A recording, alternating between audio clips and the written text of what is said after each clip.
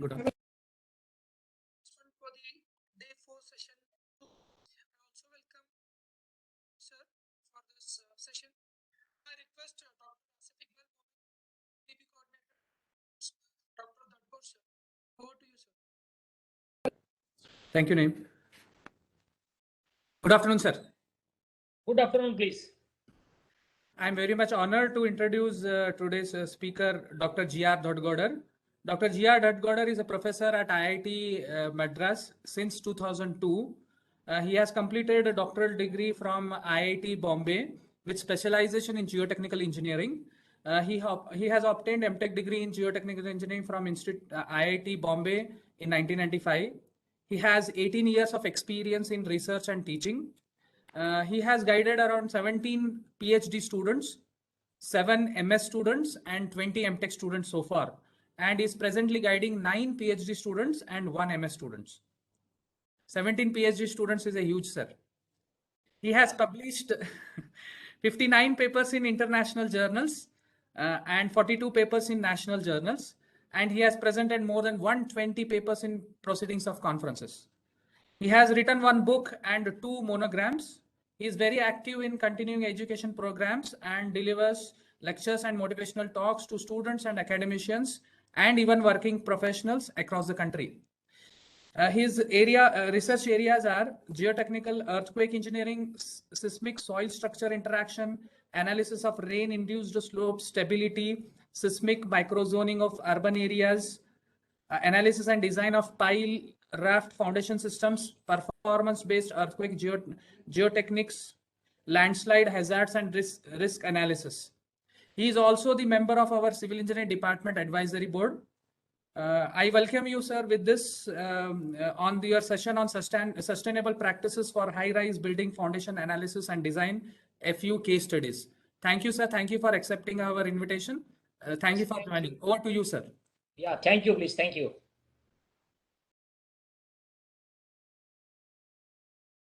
Good afternoon to everyone. Anyway, and also Happy New Year. I hope you have started the first FDP on this particular topic. I will touch upon the advanced construction techniques during the presentation, but I want to tell you why this particular topic is so important at the backdrop of rain-induced fatalities in Kerala. Okay, they built houses wherever they want. They have a lot of money. Instead of that, they could have gone for a single structure housing more than 2,000 or 3,000 dwellings, having n number of few basements and then n number of stories for parking. For that, I am going to make some presentation. The title of my talk is Sustainable Practices for High-Rise Building Foundation Analysis and Design, a few case histories. Okay, let us see. The construction is going on, especially for this particular structure. This structure is called Kingdom Tower, Jeddah. Anyway, I am showing you the foundation configuration. This is the configuration of the foundation at the current planning stage, and then this itself is the final. The raft thickness is 4.5 meter.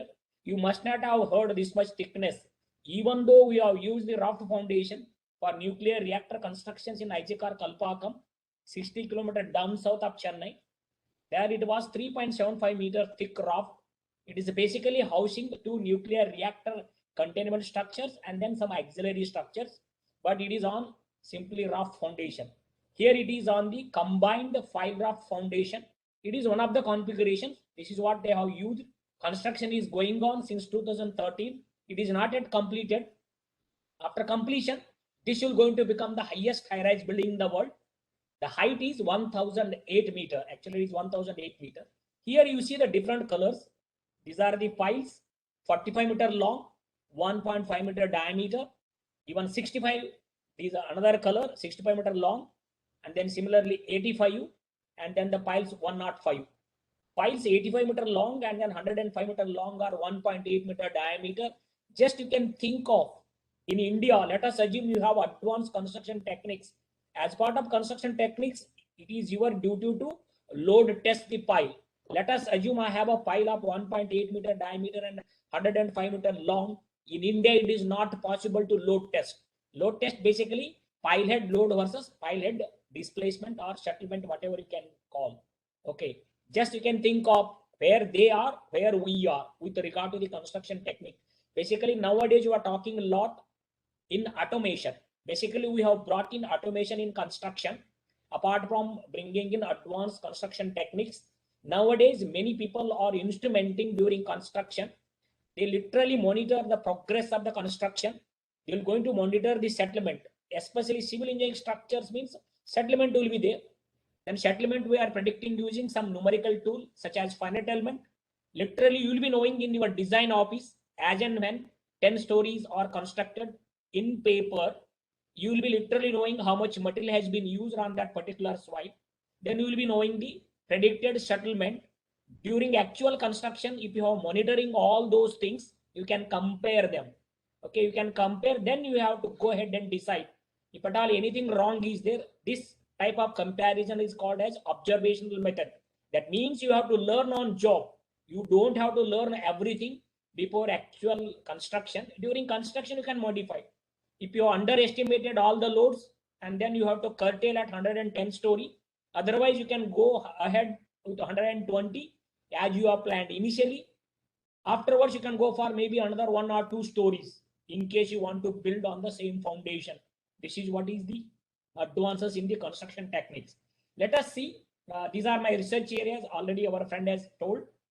This is the outline of presentation. A brief introduction and a big picture about this particular topic. Sustainable development and practice. Nowadays we are talking a lot about sustainable development. If you have maybe around 30-40 subjects of civil engineering, including all MTechs, if you introduce the word sustainable, you will going to have all those subjects like sustainable fluid mechanics, sustainable engineering mechanics and all. But you have to understand very carefully this word. Many a times without literally knowing what is the sustainability or what is the sustainable development, people are using. What do you mean by sustainable practice? That means what you have to do, anyway you have to progress. While so doing, you have to keep sufficient things for your future generation to take care of themselves. That is what is sustainable practice. You cannot eat out everything. You cannot finish up anything. Later what will happen? Our future generation will going to curse us. Materials and the environment. This is very, very important. In 21st century living, on a lighter note, what do you mean by 21st century living? We are living in 21st century. Most of the people have born in 21st century, but we born in 20th century. Now you see carefully. 21st century living means material consumption plus energy consumption. Please listen very carefully. The moment you consume materials, most of the materials have come from crust. We have not yet gone down below the crust to extract the materials. Okay, we are not extracting any material from the mantle. We are getting everything from the crust. You please understand. Then energy. Okay, the moment you consume these materials and energy too much without having due regard to the environment, then you're going to have some damage to the environment. If the damage is well within the limit, it is fine. Okay, you don't have to worry about the environment itself has a capacity to take care. The moment this damage is too much, then we're going to see the environmental damage. That's the reason sustainable development. Okay, we have to understand, even though you are civil engineer or construction, if you are in the construction field or in some other field, you have to have little knowledge about the life cycle of material. Take for example production of the material itself, and then the product manufacture, the product use. You may use at the product site, or you have to transport and use elsewhere. After the use, you have to like a end of first use or end of second use. You can send it for recycling, or else you can send it directly for the disposal. That understanding is very, very important. With this big background, later we'll move on to the deep foundation. That means one of the deep foundations is the filed off foundation. Design principles are very, very important apart from construction. If at all anything goes wrong, even though you are using advanced construction techniques, you cannot do anything. Please try to understand. These advanced construction techniques are going to help us construct very fast, systematically, without unnecessarily stocking too much material on site. Just in time, you can get all the material. So that you have to understand the principles of construction management in that sense. But the hard core for all these things is the understanding of the analysis principles. That is very, very important. And then anyway, during construction, these two aspects are very, very important. Monitoring as well as quality assurance is very, very important. You cannot simply construct After constructing 100 stories, you will come to know 10-story columns are very weak. You cannot do anything. Please, you have to be very, very careful before going. Even though you are putting 10 steps ahead, at least you have to take 1 or 2 steps back. That principle you have to use. Otherwise, it is very, very difficult. You have to jack up the whole building. You have to chisel out the concrete, and then you have to put the good concrete. What you have envisaged right in the beginning, maybe M60 or M70, whatever. Okay, after construction, if based on some core test, if you come to know it is just M30 or M40, then comes a problem. Please be careful. In that sense, this analysis and design methods, understanding observation methods are very, very important. The later, as usual, anyway, you must have studied as part of your UG or PG, or while teaching or in industry, analysis, design, and practice. Practice in the sense you have to do such a practice, it should not hurt the environment, and then also it should not damage the public in the sense property and lives. Then a little bit about environmental considerations after going through the sustainable development principles, followed by summary and remarks. Okay, let us see. Before moving on, you please appreciate these are the top 10 problems of humanity for the next 50 years. Not only next 50 years, I don't know, maybe another 100 years. See this carefully. The number one, energy. Everybody nowadays, Indian middle income and low income people are coming to the mainstream. Please try to understand the mindset. They are mainstream. Now they are more vocal. They want more energy for their progress. You please understand this problem. These are the problems for the whole world. But with regard to India, you have to think. Then water, food, environment, poverty, terrorism and war, disease, education, democracy and population. Anyway, population is keep on increasing. You have to provide for. What are the special characteristics of all these 10 problems? These are the special characteristics. No doubt all these are complex, challenging in the sense, right now, whatever we have with that you cannot provide. That is what is a challenge. You have to look for some alternative materials, or else you have to improve the currently known design methods, or else you have to develop entirely new methods or new technique. Then they are global in nature, beyond silos. If at all you want to address these interrelated problems, you have to think beyond silos. You don't have to have a boundaries. Okay, you don't have to have any constraint. And all these are interconnected. You cannot simply solve one. Terrorism and war and disease are highly connected. Okay, even disease and education are highly connected if you think in that sense. Otherwise, you'll always think these are all disjoint events. These are not disjoint. All are interconnected. These were listed by this Nobel laureate Richard E. Smalley in 2003 conference. Okay, let us see the big picture about this particular topic, geotechnical engineering. Basically, we are concerned with the construction of the foundations for high-rise structures. High-rise structures in the sense, there is no specific definition as such. If you see the trees surrounding, if that tree is taller than your tallest building in that area, that building you can call as a tall building. Okay, afterwards you have a mega tall, super mega tall buildings and all. Any building more than 500 meter and up, you can call them as a tall buildings. Okay, this is the interaction between, now you see these two branches. Anyway, all have to come from earth sciences. You please try to understand. Anything we are doing in the world, maybe devices or maybe processes or systems, this is what is engineering. Either new or existing devices you have to modify, or you have to improve upon. These three things you are doing: devices, processes, and systems. Now, right now what I am talking, it is related to the systems. Okay, now you see the geotechnics, geotechnology, geomechanics, whatever you can call, depending on different regions in the world, people are calling accordingly. It is just, these are the functional divisions of civil engineering. Here we have a construction engineering. When you want to use advanced construction techniques, you have to understand the analysis and design philosophy very carefully, and that to observational method. At the end, I will touch upon what is that observation method.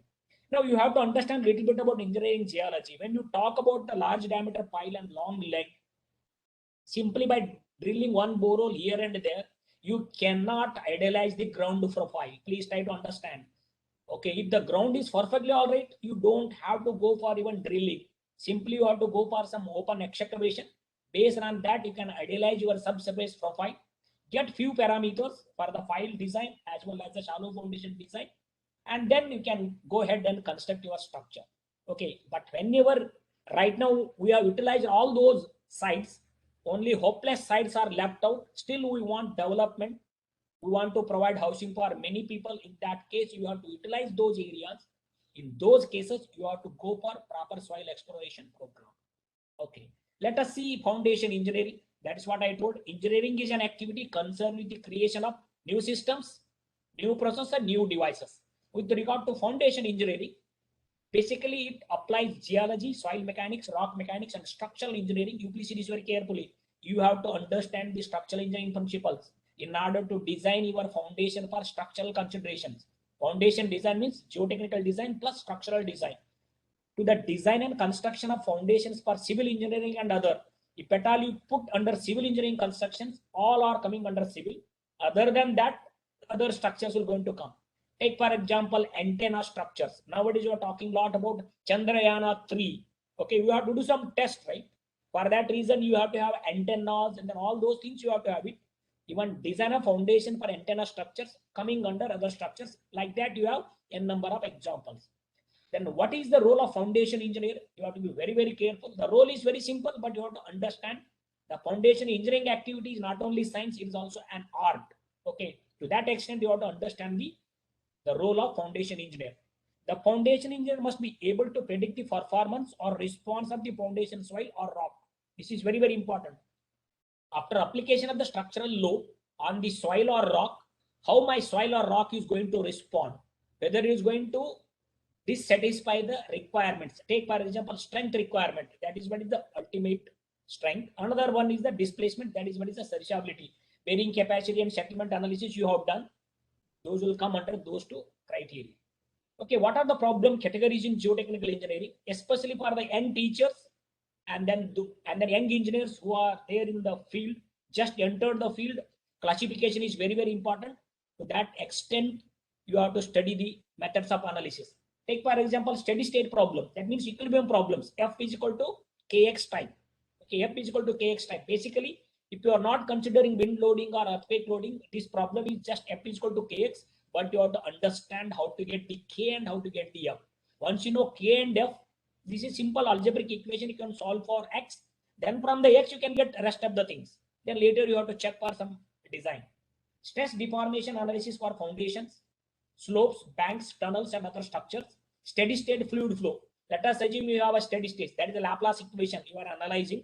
That also comes under equilibrium problems. Now coming to the transient or propagation, the whatever problems you have seen under this blue rectangular block, these are subjected to time dependent loading. These are called as a transient problem.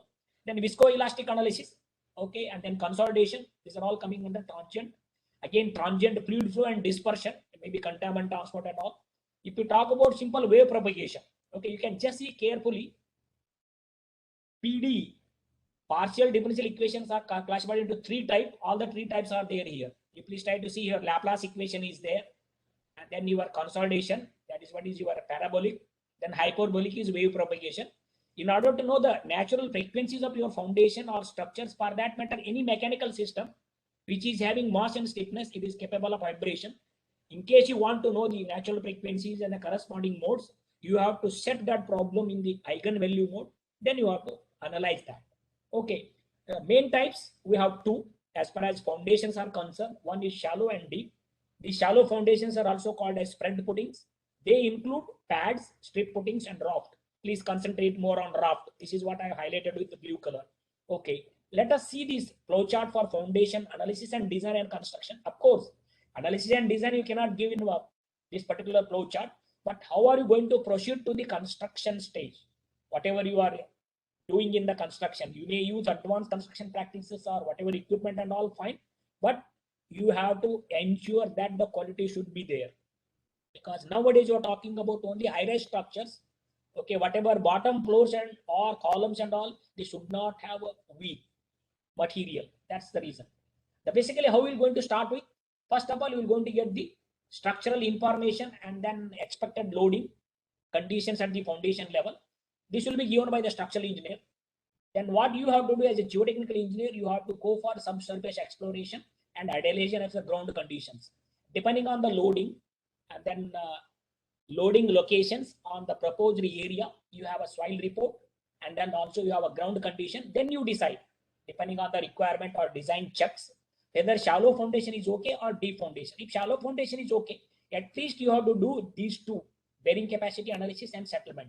That means you have to compare, safe bearing capacity should not be less than the allowable or whatever your load coming on your structure. Of course, allowable bearing pressure is the finally going to decide. Allowable and safe bearing, whichever is low, that itself is allowable. If it is acceptable, yes, you can go ahead and prepare the contract document, and then you have to float them. And after the rest of the other procedure, you have to go for construction. While construction, you have to ensure that the quality should be ensured properly. For that, other things are there. If shallow foundation is not okay, then you have to think of any of the deep foundations. Let us assume you are going for a file foundation or piled foundations people are using, or piled raft foundations, or drilled shafts, or well foundations, or kaizens. All are coming under deep foundations. When you are going for deep foundations, it is a must. You have to do static analysis and dynamic analysis. Okay, that is a must. In that, you will going to check for all these things, bearing capacity and settlement analysis, because failure of deep foundations means it's a failure of entire structure. You cannot simply repair. Okay, shallow foundation, yes, you can repair. First of all, your buildings will be not that tall. You can jack up your building, you can grout below the foundation, or you can put some other foundation elements in order to strengthen the existing foundations. In case of pile, also possible. You have to drill your floor and then put some more piles, but it is a very costly affair. Right in the beginning, you have to, before construction, you have to look for all the checks. Once all the checks are ensured, point here is checklist. Checklist works. Before pilot taking off, you are going to check everything. It is a routine. Even though he must be going for 1 lakh takeoff, already he must have taken 99,999 for 1 lakh trip. Also, you're going to go for it. Like that, here also checklist, but that checklist works. Please understand that. Let us see these three foundation type. One is a raft, it is a shallow. Okay, shallow in the sense, don't go by the definition what is given earlier, df by something. Even if you are putting your foundation at 3 or 4 or 5 meter, if it is a raft, still it is a shallow foundation. See, now you see carefully, pile foundation. If you see the diameter of this pile or size of this pile to the length, that difference is too much. In that sense, these are the deep foundations. Basically, what happens? The soil below the ground surface is weak. It is not capable of transferring all the structural load satisfactorily. Then you have to think of bypassing those weak layers to the competent layer, wherever you are getting that too through these solid inclusions. Of course, you have a cap. Even though the cap is buried below the ground, but cap won't transfer any load of your structure. Entire structure load has to be transferred via these piles, and then this load has to be registered by the resistance offered by the soil and the piles, and then the pile soil interaction. This is very, very important. In case of pile raft foundation, let us assume I have 100 mega Newton is a structural load. Maybe 30 to 40 mega Newton load is transferred directly by the raft below.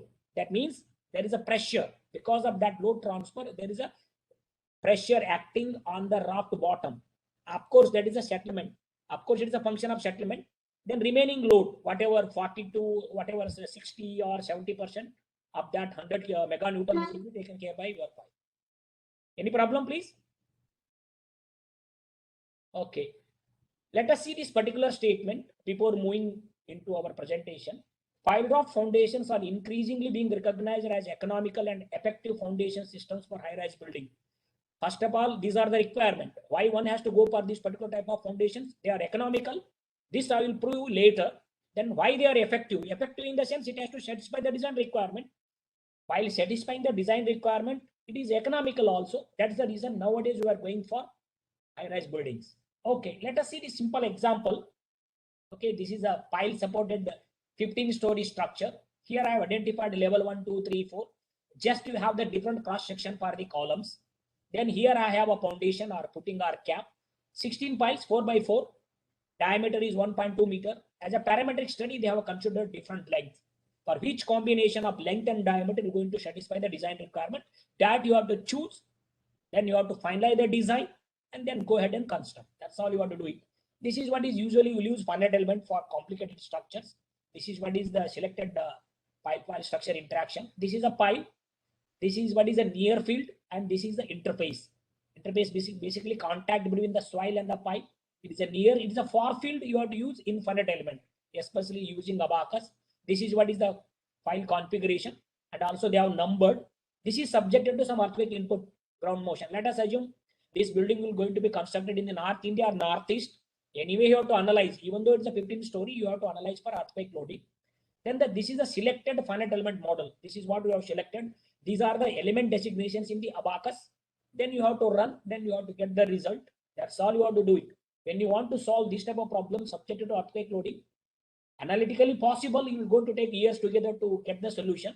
If you use a numerical tool or finite element or some other tool, you're going to get results quickly. Maybe within one day, you're going to get all the results. Okay, if at all you want to know more about this pilot foundation, actually 3 case studies are described nicely in this book. It is available online. Tall building foundation design. This HG Follows was the foundation consultant for Burj Khalifa. That anyway I'm going to touch upon a little bit. That is already constructed, working fine, perfectly all right. Okay, you must have seen in some movies or maybe some YouTube videos. That is what is a Burj Khalifa foundation. Okay, this is what is that highest high-rise building right now. Right now, this is the highest high-rise building. Okay, once that Kingdom Tower completes, then that is going to become highest high-rise. The name is Burj Khalifa, situated in UAE.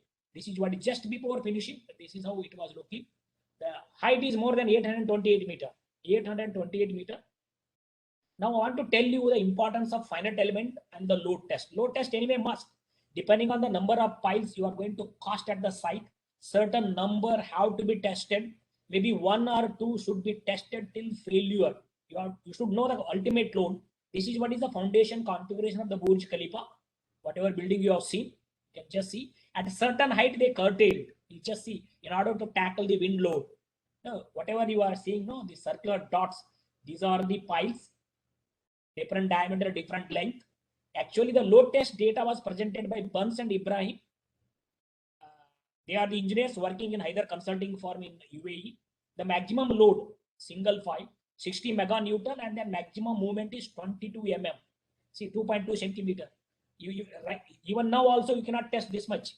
Okay, this is not possible. They have performed finite element analysis in this particular university in Germany, Technical University of Darmstadt. Okay, Katzenbach tested. See the finite element result and the load test results. Load is exactly matching, but the finite element is little overestimating. It is the duty of the finite element or numerical tool to give at least more settlement so that you're going to give a caution. Okay, you have to be very careful. Instead of using that limited number of files, you can go for a few files extra to tackle the settlement. That's what. Okay, you cannot perform load test on all the files. It is not possible. It is not practical. Okay, and it is not a good engineering. You have to build some numerical tool. Only thing you have to do proper soil investigation, reduce the soil data properly, and then design your file. Then assess the load carrying capacity. That's what exactly they have done. They could be able to match the load, and then the settlement is little higher than. That means this particular finite element tool is all right. Okay, this is what is the one of the configurations of combined fault foundation. How are you going to input the Young's modulus of file? Okay, Young's modulus file is very complicated. Depending on percent steel used, the phi stands for percent steel. You have to express in percent. E concrete in bracket 1 plus percent steel, E steel by E concrete. That is how we're going to use in the finite element analysis. You can use SAP, you can use STADFRO, you can use ETAPS, especially your number of stories, maybe 30, 40, 50 stories. Still, you can use those. Only thing you have to have the good computer to do the computations. Okay, let us see one more example here. It is the Mai Thun Bridge in Vietnam. It is a pile layout. Now see this carefully. I want you to understand the diameter and the length. Okay, these things you must be seeing first time. See, the diameter is 2.4, length is 95 meter. This is subjected to, this is one of the pylons. Another pylon will be there some other side. It is a cable suspension bridge. See the loads. Vertical load is 350 mega Newton. You please try to understand the mega Newton. And then the moment is 320 mega Newton meter. And then horizontal loading is 20 mega Newton. If you are able to design this pile group or PFRF system properly for axial loading, 20% of that axial load, you can treat it as equivalent horizontal loading. If your horizontal loading is less than that, you don't have to design explicitly for the horizontal loading. Your pile foundation or pile rod foundation is capable of tackling. In case your pile is going to be situated in North India or Northeast, your horizontal loadings are more, then you have to provide extra reinforcement to take care of that horizontal loading. That's what you have to do it. Okay, I said the finite element. Now question arises, why finite element? Okay, there is a reason behind. This is the reason. Undoubtedly, the finite element method represents one of the most significant achievements in the field of computational methods in the last century. You just see the number of problems tackled. Of course, in fluid mechanics and all, we are not using much finite element. They are using finite volume method and all. But if you see whatever you are seeing by eye, all constructions throughout the world, 90% of the problems have been tackled using finite element. And also one of the most significant achievements in the computation methods in the last century. Then what is this finite element after all? Finite element is very simple, but only thing it requires you have to put sincere effort. You don't have to put hard work. I don't like word hard work, please. Put sincere effort. Day's work has to be finished on that day properly. At the most, you can use the next day only 1 or 2 hours in order to complete that work properly. The word is very, very important. Have proper knowledge, use that proper knowledge properly for construction of some structures. That's all. What is this finite element, by the way? You know what are differential equations? Let us see, this is the ordinary differential equation. That means, take for example, your fan. I hope you have fan in your room now. It is subjected to certain weight, axial pull or push, and then also it is subjected to body force varying all along the length. You can imagine this. For that, you are going to get this differential equation. It is a second order ordinary differential equation. The moment second order, you have to have the two boundary condition. One, x is equal to 0, that means it is a fixed. It is like a cantilever beam type. Your fan means cantilever fixed to the roof. And this is what is the load at the free end. It may be 0 or it may be equal. Capital E dO dx, this is what is a strain. Okay, and then Young's modulus. Then you get stress. Stress into area is load. If you express in this form, it is called strong form. This is what we have seen as part of mathematical subjects. In mathematics, they are doing. In engineering, that too using finite element, what are you doing? We have not gone directly finite element. We know integration by part. The moment you use integration by part, you are passing on these differentials to the variables so that you are minimizing the work. This is what exactly you have done. That is called a weak form. This weak form is an integral statement. Now see this very carefully. This is an integral statement equivalent to the governing differential equation and natural boundary. This is a natural boundary condition. This is essential to call it as a cantilever. One side it has to be fixed. That is the essential boundary conditions. Naturally, it may have load, it may not have load at the free end. That's all. Automatically you will go to get. Then for every C0 function, especially displacement is continuous. C0 means C1 means your slope is continuous. C2 continuity means you are going to have the curvature continuity. Beyond that, it is not needed. After all, you have 3 things in structural engineering. Similarly, in geotechnical engineering, you have a beam, column, and plate. Plate is going to become thin, then that going to go in the shell region. Accordingly, you have to solve. Once you do this one, what are you going to do? Here comes a finite element approximations. See, basically what I am doing, I am approximating. It's a 1D problem. That is the reason just x is there. If it's a 2D, x and y will be there. 3D means x, y, z. If the time dependent terms also will be there. Sometimes you have a simultaneous differential equation, ordinary or even partial differential equations, linear or non-linear. That's all finite element. You want to understand a little bit about calculus. You may be wondering why one has to study calculus. This is what is the first application of your calculus. That's all. Through integration by parts, through these approximations. See, my u is a displacement in x direction, is approximated like this. Known functions of locations, those are x, y, z. These are called shape function. Ui, I is a node number.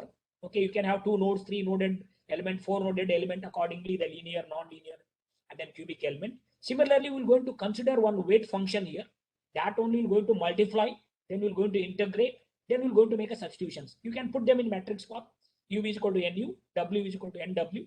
Basically, these are the shape functions, function of x, y, z, where n is a matrix with known functions of x. See, we are choosing depending on the type of problem, whether you have to go for linear element. These are basically at the nodes. Please try to understand. Shape functions for nodes. And then the displacements are also the nodes. First, we will treat them as unknown. We will solve them. Using the known values of displacement at the nodes, interior, we are going to approximate. These are also called as interpolation functions or shape functions. Once you substitute, you simplify. This is a linear differential equation. You are going to get Ku is equal to R or Kx is equal to F. By knowing this n, for every I, for every node, you can get the K as well as R. Once K and R known, you can get U is equal to K inverse R.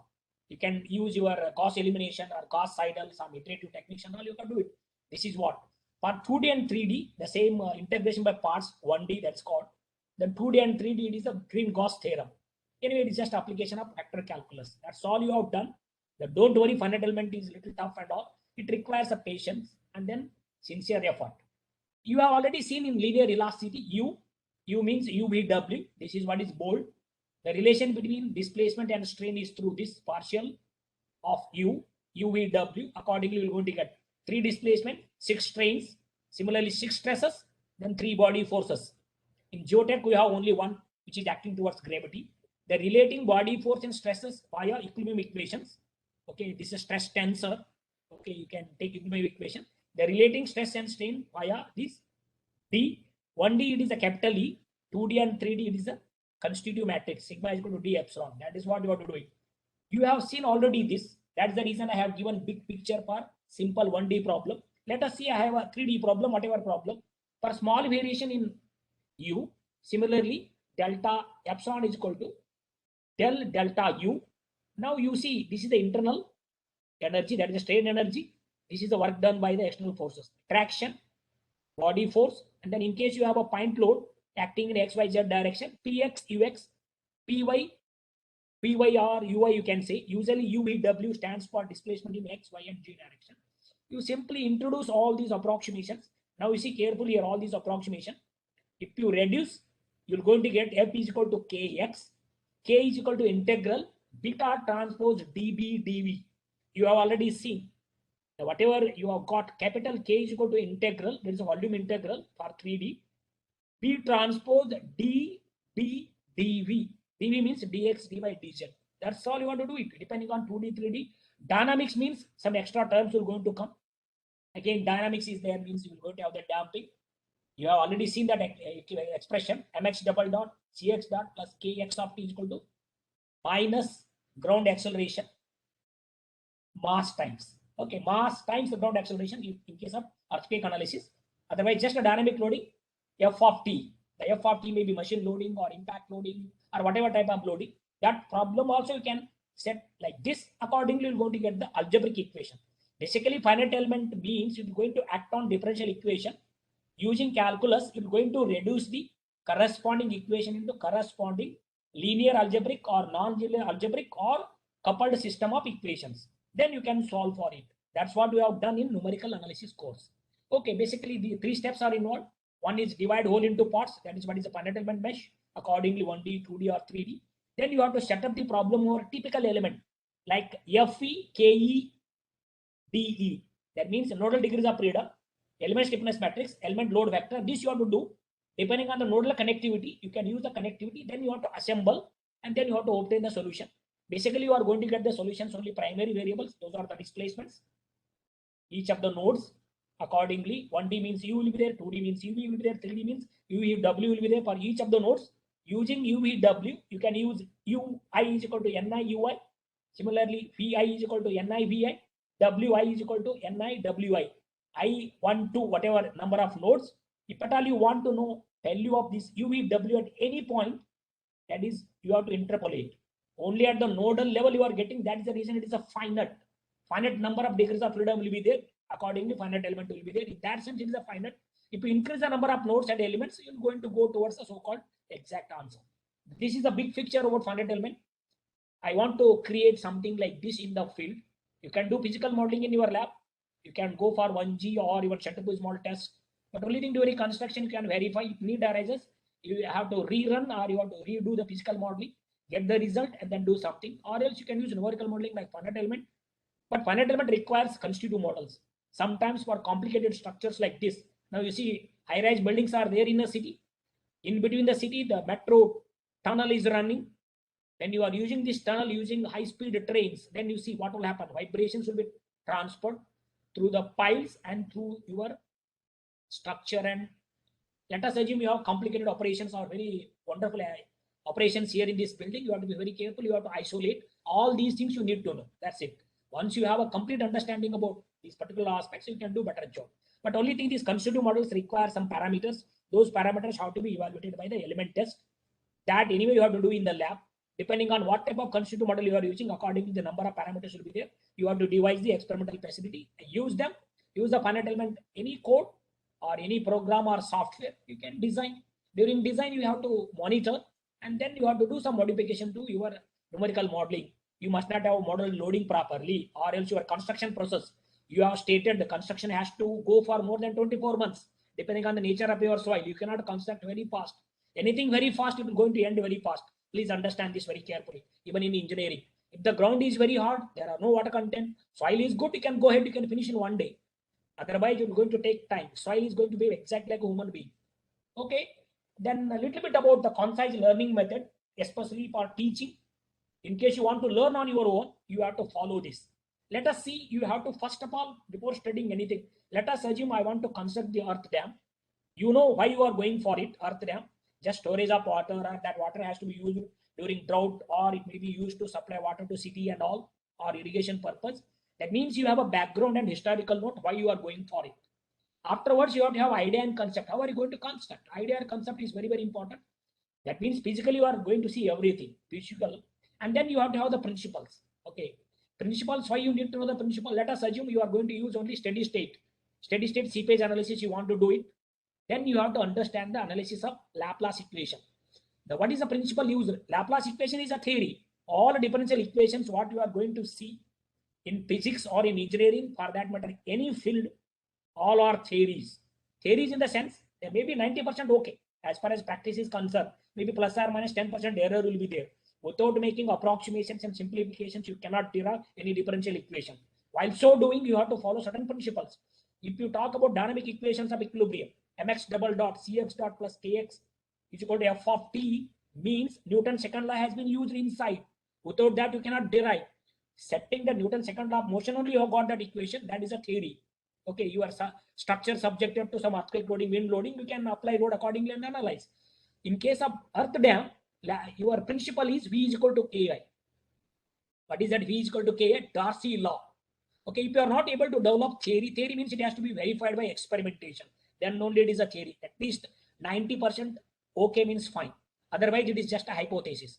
Now, you may be thinking, once theory is there, it has to be validated. Already many people have validated. You don't have to do some experiment in the lab, construct earth dam, and then store the water, allow the water to flow with a dye, and then try to trace your flow line and equipotential line, and not needed.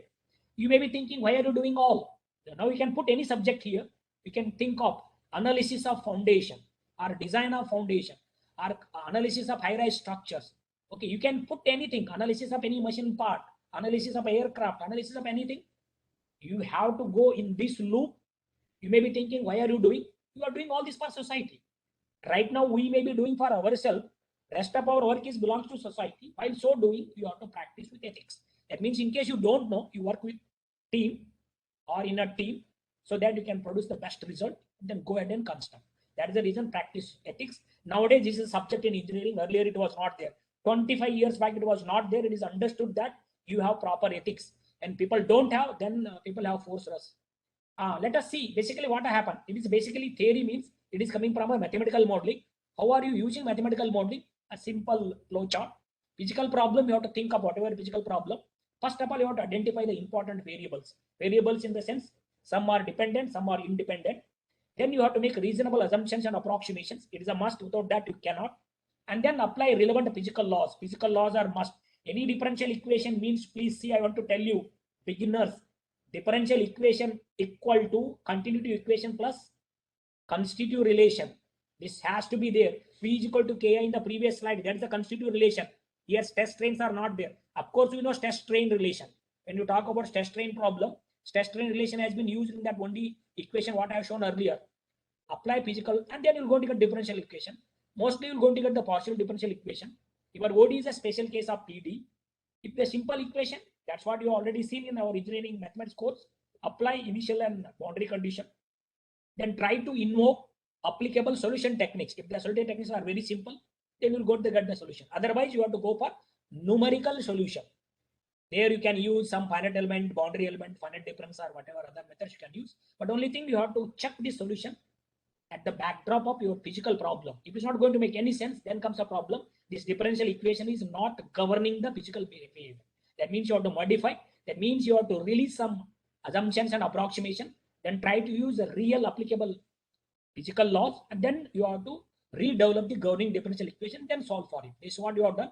That's whatever differential equation you have seen so far in structural engineering, water resources, in geotechnical engineering, all have come through this. Differential equation means continuity plus constitutive relation, at least minimum. Other complicated things will be there that you can think of later. Okay. If at all you want to know more about structural mechanics, you please read this book. Those who have completed MTech usually used to refer this, the fundamentals of structural mechanics or advanced structural mechanics, usually used to refer. Later some other books. This is very well written. Okay, it is available in Indian print, but all the books are available online. You don't have to worry, and then you don't have to purchase. Let us see what is sustainable development and practice. We shall require a substantially new manner of thinking if mankind is to survive. This statement was given by Einstein more than 70 years. Just think of what is hidden in this. That time only he sensed the behavior of the people surrounding him, how they were damaging the environment and all. That's the reason. We shall require a substantially new manner of thinking if mankind is to survive. It is our duty to understand the meaning between the words. Then you have to go ahead. Let us see what we can do. You know what is development. Okay, simply getting master degree, PhD degree, getting faculty position here and there. It need not be development. Development means all-round development. And then you don't have to hurt anyone or any living organism. If at all you are damaging environment, that environmental damage should be repairable. That means reversible. You can reverse over the years. If it is irreversible, then it is not a development. Nowadays, you're talking a lot about urban development, smart cities and all. Then what is sustainable urban development? Please try to see, a lot is there. This is a book. Okay, what makes a sustainable city? By UN, they have published one book. In this, they have added Indian city, that is Mysore. Anyway, this course is conducted in Bijapur, that is anyway Vijayapur, one of the districts in Karnataka. Then southmost is our Mysore. Mysore city has been explained, but whatever they have given explanation here, the same explanation or same things are not there on ground. Not even 30%. At least they could able to mimic 50% what is covered or what is stated about that city. That is ultimate. Please try to see. This is available online. Just Google, you will get this report. But you have to remember these three ingredients when you want to go for sustainable development, or if at all you are practicing anything like a sustainable practice. The first one is environment, then society, and then economy. This is, you have to be very, very careful. Environment, society, and economy. Economy is coming later. Okay, if it is viable or not, it is immaterial. Anyway, you have to purchase means you have to purchase. Okay, anyway, you have to build means you have to build. At least you have to survive. No, then only you can think of something for the future. In that sense, you have to always remember this. Okay, now you see sustainable habitat or development. Anything to be called as sustainable, it should have these three ingredients: environment, society, and economy. And then the intersection between society and environment is bearable. First of all, it has to be bearable. That is very, very important. If it is not bearable, even though it is equitable and then viable, if people are dying, then only you have to bring in equitable before bearable. Please try to understand the meaning of, even though they are simple, you must have heard n number of times. If you dig out for the deeper meaning, they are literally difficult. Equitable and then viable. Viable comes last. Sustainable means you have to utilize everything for your wonderful life, and at least you see that something or more things should be preserved for your young generation to take care of themselves. That is what is sustainable. Similarly, we have sustainable habitat, and especially New York. What they are doing is not sustainable. Let us assume after end of lifespan, you want to demolish some buildings, where you will throw them? Especially in North, especially Chhattisgarh and Bihar and all, especially these Adivasis, they are building their own house, even though they are demolishing, that is decomposable. Okay, those are called sustainable habitats. Okay, little bit about material. This is what I have mentioned. If you see anything, what we are doing, we are consuming a lot of energy and material. Material means all these have to come from the crust. There is one term called embodied energy. Even if you build a house, okay, you should know after completion of your house, what is the embodied energy associated with your building. You have a lot of materials, lot of fancy things are there. For each requires material and energy to get a particular, even for carpet. For steel, 26 megajoules per kg means in order to produce 1 kg of usable steel, how much energy is really required? That is called embodied energy. Higher is the embodied energy, it is very dangerous. You have to use such a material which uses least embodied energy. 10 years back, these were the annual global consumptions. You see the concrete. Now it is a 30 billion tons. The concrete consumption, global consumption right now is 30 billion. It is actually 15 billion 10 years back. It is an old estimate. Now you see, especially you are talking a lot about telecommunication, computers, device grade silicon, 3000 megajoules per kg. Where will get this much energy to produce? That's the reason these things are still costly.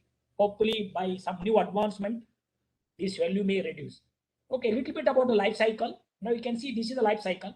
These are the resources. Energy is also a resource. Feedstocks like ore and feedstocks, transport. These are the natural resources. You're going to produce the material at the site itself or in some factory. While so doing, anyway, you're going to have a lot of emissions. These are the emissions. Some low-grade heat will be there, then solid will be there, liquid will be there, and then some gaseous waste will be there, like carbon dioxide, NOx and SOx. Okay, material production. This material will be transported in the product location, then product manufacture, then the transportation. For transportation also you have to have energy, and then the product use will be there, maybe first use, second use, afterwards recycling. For each product or each life cycle, you're going to have the emissions, then the product disposal. Let us assume all the uses are over. Finally, you have to dispose. Then try to get something usable. That is what is a recycling. Okay, that's what you are going to do. And again, part of the material is going to recover, and then it will be sent to the factory where it will be manufactured. But in all these places, you are going to use the energy and material. Apart from these emissions, that you have to understand. Okay, the moment you are building house with hi-fi material, you have to be very, very careful what you are doing. Even though you are rich, you can afford anything, but you have to think of the environment. Okay, carpets and all, they're going to have higher embodied energy. Please understand that fact. Then what is the way out? Way out is you have to go for environmental design. The two designs are there. One is the design for the environment. In case you don't have enough knowledge, you don't have enough things, at least what you have to do, whatever presently known design methods are there, you can extend them for the correctly known. That is what the research. That's what you are doing. You have to use the correct methods of analysis, and then you have to ensure whatever development, it should be measurable. The least environmental degradation should happen. The usual time scale of thinking involved in this design for the environment is 10, maybe 50 or 60, not more than that. Up to 10, 50 years. Let us assume you are constructing the new bitumen road, a tar road, whatever you can say. First 15 years, no repair. You please go for it. That is the ultimate achievement. It is not possible, of course, but if you are designing based on the correctly known design methods, depending on the region, that is the ultimate achievement. Then another one is the design for sustainability. Means here you are going to adopt to a lifestyle that meets the present needs without compromising the needs of the future generation to take care of themselves. The usual time scale here in terms of decades, maybe 70, 80, 100, 200, 300, 500 years, especially Sri Ram temple. They are aiming for 500 years or 1000 years. Similarly, anything you are going for, especially for religious purpose, you build for centuries, maybe 1000 years, something. It is possible now. The technology has been developed at the nano scale. You can improve everything. That's the reason nanotechnology has come. Nano materials people are discovering. They are modifying the properties. They have to sustain for 1000 years. That is what is sustain, the design for sustainability. Let us see a big concept behind these pile of foundations for building. Let us see these two things. Okay, this is a single pile. Anyway, you are not going to load your pile all of a sudden. Maybe 1/5, like that, another 1/5, another. Total 5 1/5 means you're going to get the total load.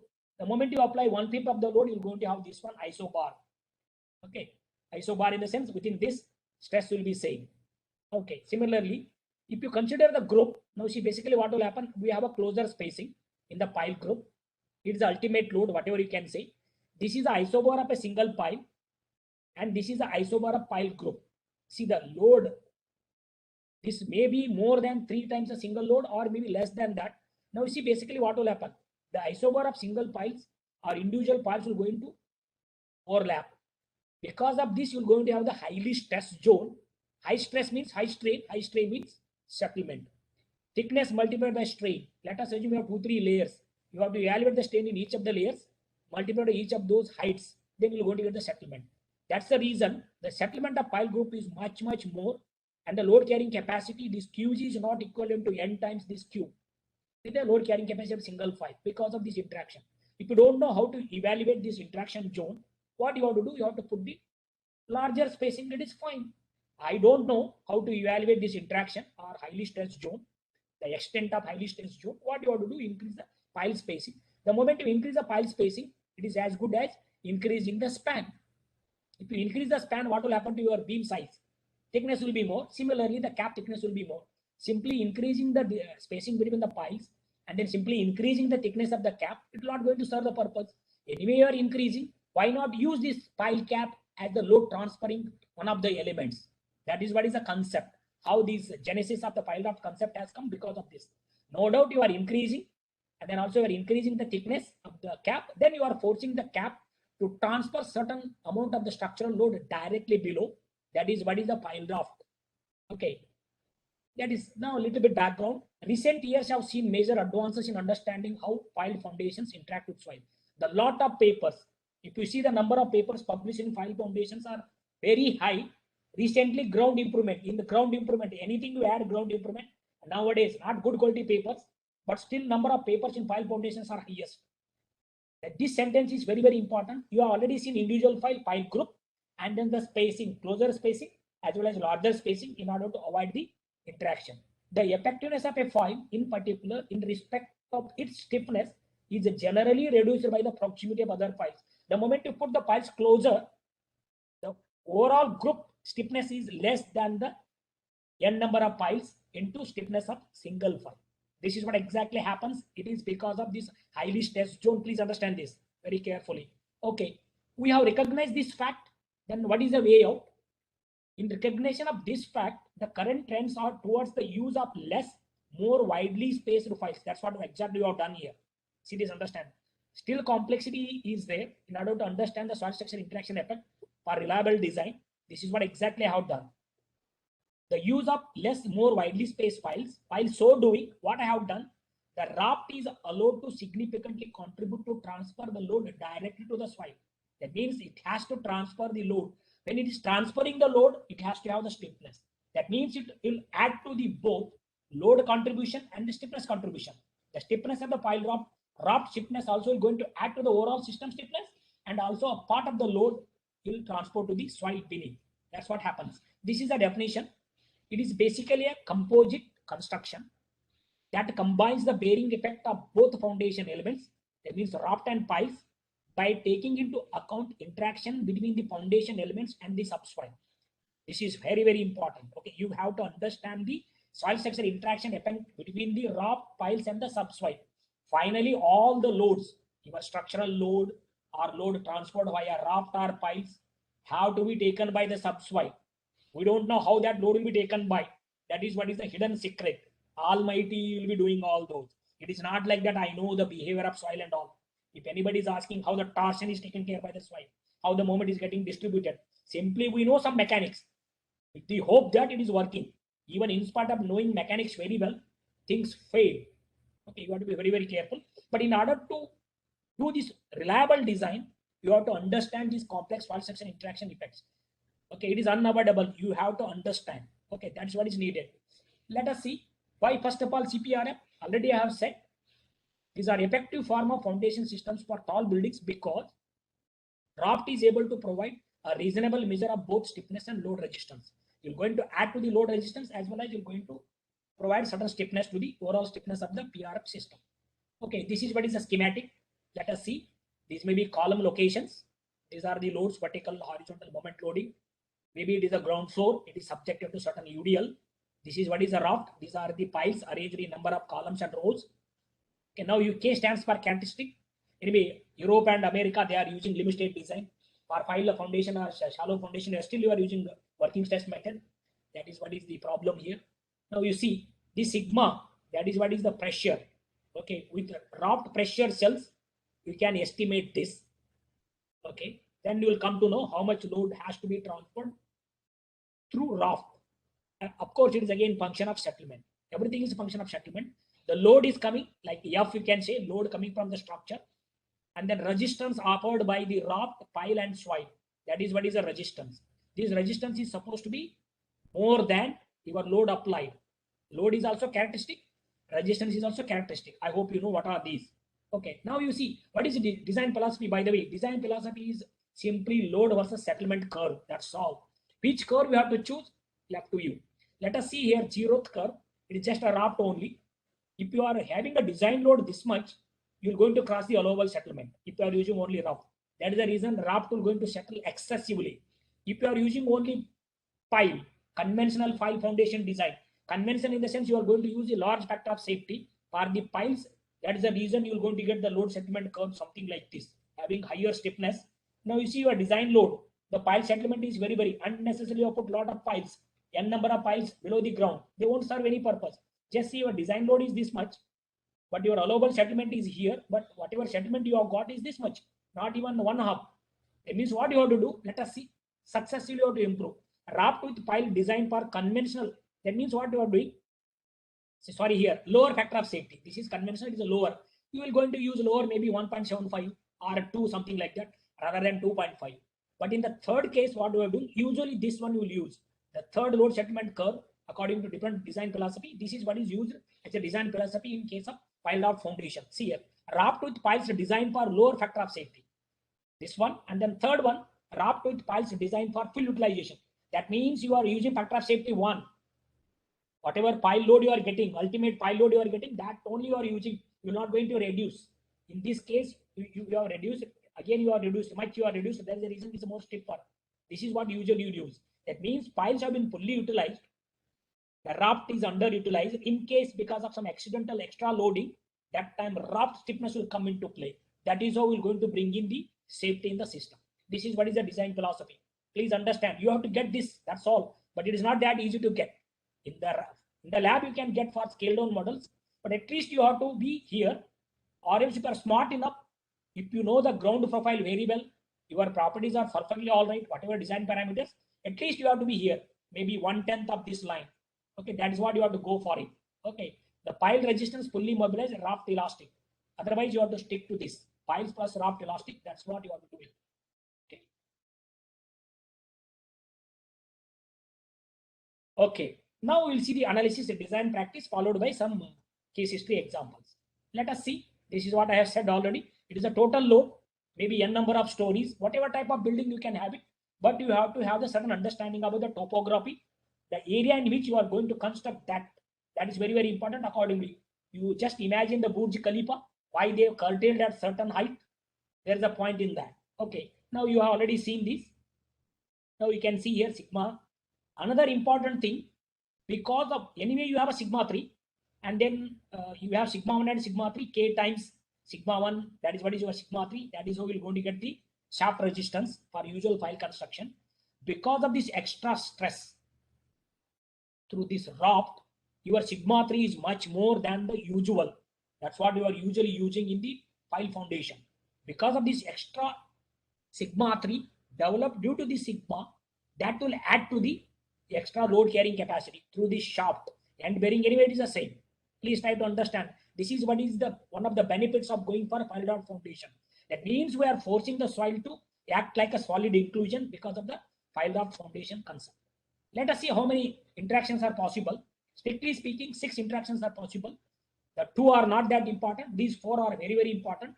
In order to design reliably the Cprf, you have to understand these interactions properly. That is what is the requirement. Now you see it is a pile soil interaction, number 1. The number 2, you see pile interaction, then the Raft soil interaction, and the pile Raft interaction. These are very important. Once you understand, you literally come to know how much load is getting transported by a Raft, how much load is taken by all the piles, but all the piles will not take the same load. Depending on the locations in the foundation, they are going to take different load. That's the reason you have to go for different diameter, different length, depending on the load. Okay, load coming, your F, centroid of F, and then centroid of R. Accordingly, here the maximum load will be there. Here you can go for larger diameter, longer length. Here the load will be less, smaller diameter, smaller length. That's what I have shown earlier. Then I show the schematic of the pile Raft foundation for the Kingdom Tower. Okay, then what is the total resistance? This resistance has to come from the pile and Raft. Please understand. Soil, of course, soil will be there. The soil is capable of taking, then only pile will going to transfer certain load. Total resistance, characteristic resistance as function of settlement, total pile load, and then the Raft load. Okay, total pile load is end bearing plus shaft resistance for all the piles. J stands for 1 to n. The number of piles, it is the end bearing, it is the shaft resistance. Of course, these 2 components are function of settlement. You cannot allow the You cannot cross the allowable settlement. It should be well within the limit. Then the raft resistance means what? Stress into area. The whatever plan area of the raft will be there, you are integrating. The moment you integrate dx dy, you will go to get L by B, length of the raft and breadth of the raft. Settlement dependent raft pressure multiplied by the area of the raft, that will going to give the raft resistance.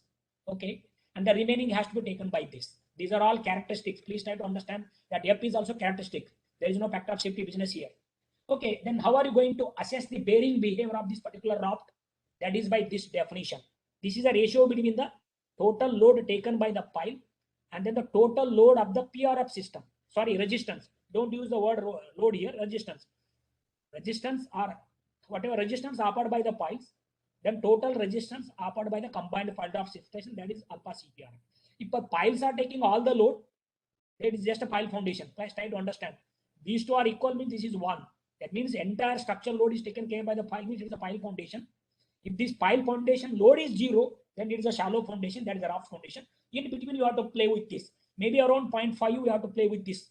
Then only you're going to have the proper. The moment if it is more, alpha Cprf is more means you are forcing the raft to take more load. Raft more load means settlement will be more. Please be careful. Through one example, I am going to explain how to evaluate this alpha Cprf. Soil structure interaction, this is very important. In case you want to know beginners, this is the starting paper, early history of soil structure interaction. Edward O. Causal, he wrote recently one book, Advanced Structural Dynamics book, available online. If at all you want to know more about pile foundation, this was the paper published in Geotechnical, Science and Empiricism in Pile Foundation. Even though a lot of advancements have happened, the estimation of your axial load capacity, you please think of what are you doing? We are still using empirical method. You cannot, because you cannot simply characterize the soil simply by having 1 or 2 boreholes here and there. That's the reason there is a lot of uncertainty. Still, we are believing these age-old techniques, semi-empirical methods. They are working perfectly all right. Of course, you are putting a little extra factor of safety. It is good. Nobody wants to take chance. Okay, let us understand a little bit about it's a circular raft. These are the dimensions, single pile raft model. Then you can do these experiment in field as well as in the lab as well as using finite element. Let us see using finite element. If you do exercise, what will happen? See, if you load this particular single pile up to 10% of the pile diameter, you will going to get the ultimate load 30 meganewton. Only 1% you will be here, or only 0.5% means this is linear elastic. 0.5% means this is what is the variation of skin friction. The moment you go to 10%, you are fully mobilizing. That to this mobilization is taking place at a deeper depth. It is not going to serve the purpose. If at all I am going to mobilize this at the shallow depth, what is the way out? Please try to understand the concept or idea behind pile raft. Now let us consider a single pile raft model. If you use a single pile raft model, if you load this single pile raft model, 10% of the pile diameter, you just see how much you are mobilizing the skin friction. That means a lot of skin friction has been mobilized. Of course, you have to have a good soil to mobilize this. You cannot use a pile raft in just like that soft clay. You have to be very, very careful. Okay, there you are not going to mobilize anything. Now you see this number here, it's hardly anything. Maybe 40 you can see. It is 100 almost. Now you see 100 kPa. That's the reason people have gone for pile raft foundation. Before moving on to that, you have to understand the interaction between the pile. It is for the closer spacing. What will happen? The load taken by the center pile, edge and corner pile in case of 3D spacing with these dimensions, and another one with the 6D spacing. The moment you are going for the same size of your pile cap, the spacing is more, number of piles will be less. Here 25, here 9. Center pile, edge pile, corner pile. You can instrument in the lab. You can literally evaluate the load taken by the center, edge and corner pile. You can do the finite element simulation. From that also you can get it. Let us see what will happen. You can play with in the finite element simulation. You can treat it as a pile foundation. That means you are arresting the load transfer via raft. Here you are allowing the raft to transfer certain load. Is the total resistance for the center, edge and corner and single pile. Single pile means total load divided by n number of piles. That's what happens. It is a shaft resistance. It is the end bearing. You add, you are going to get it. Now you see carefully when pile spacing 3D or even Cprf 3D, the load taken by the different piles according to the location. Center pile is different, edge pile is different, corner pile is different. Of course, end bearing is same because tip is going to rest on the same soil. Okay, in the single or whatever pile. Now you see that means the interaction is there. Depending on the interaction, the load taken by each of these piles is different. That's what you have to appreciate. While in this case, If you have a 6D spacing, whether you have a pile foundation or combined pile drop foundation, there is no difference. There no need to drop a single file. All the piles are going to behave like a single file. That means efficiency is 100% or even more than that. Here you have to design for same diameter, same length. In case you are going for higher spacing means thickness of the raft will be tremendous unnecessarily.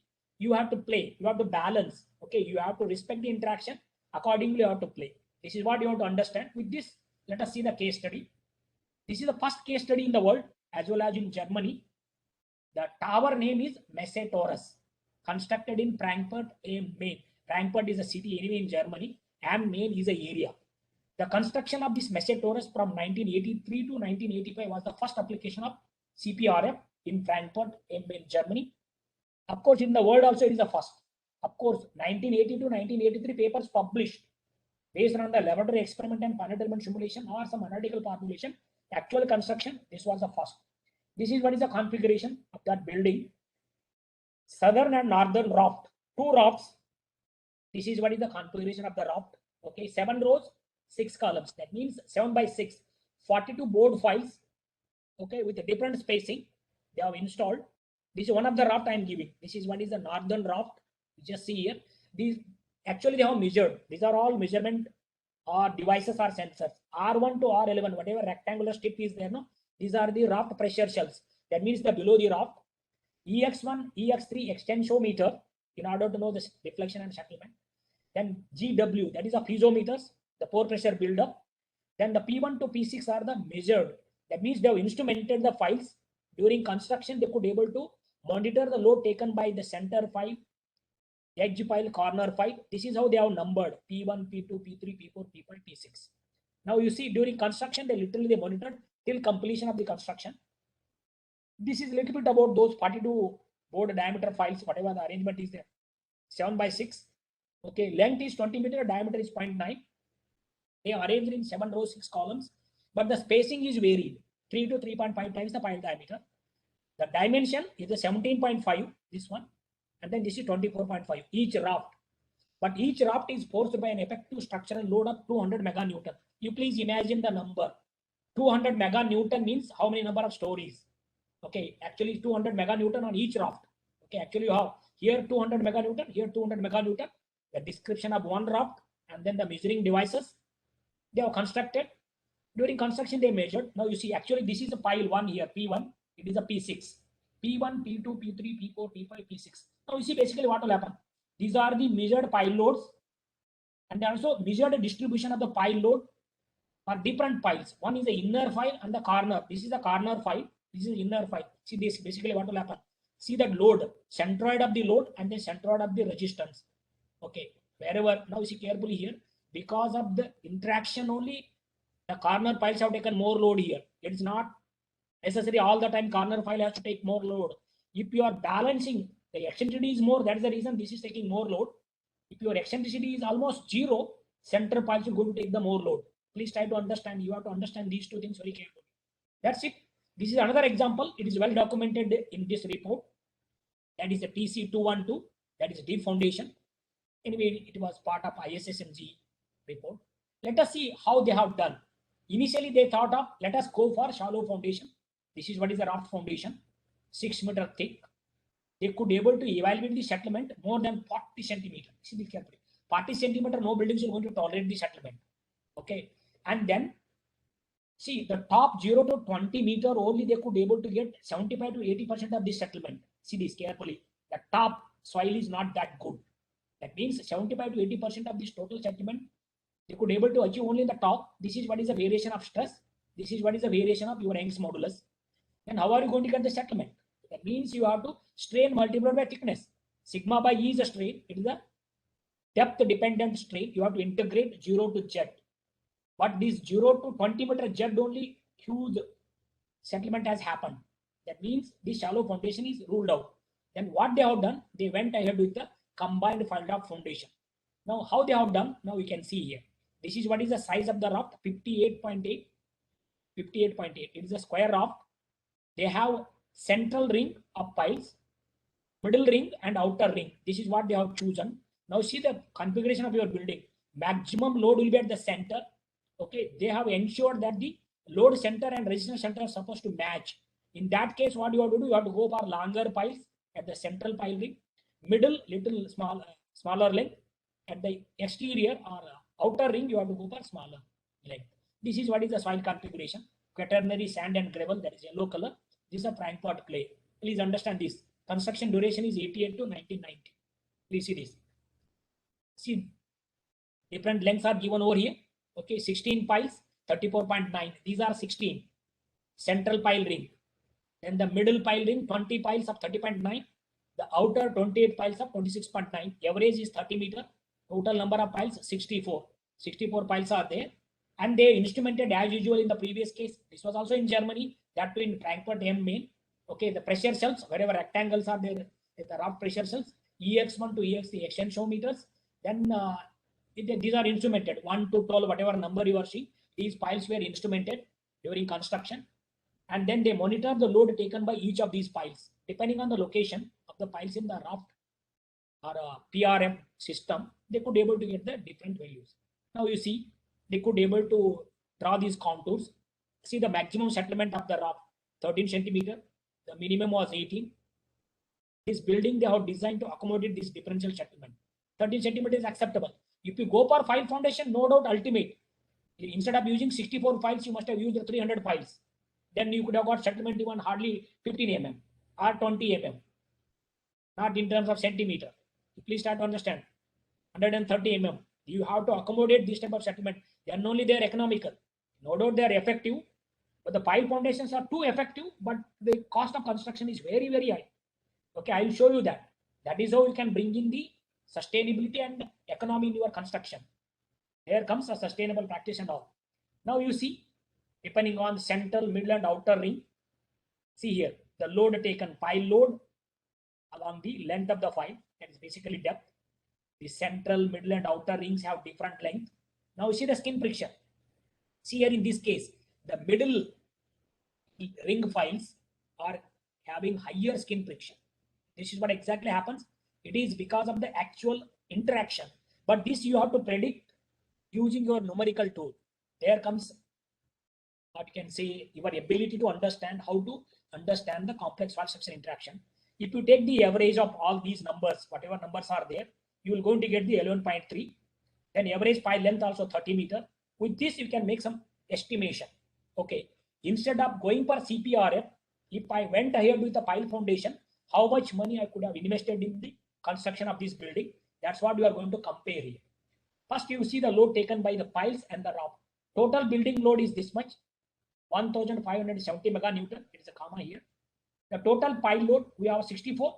Average is 11.3, 725. Difference is 845.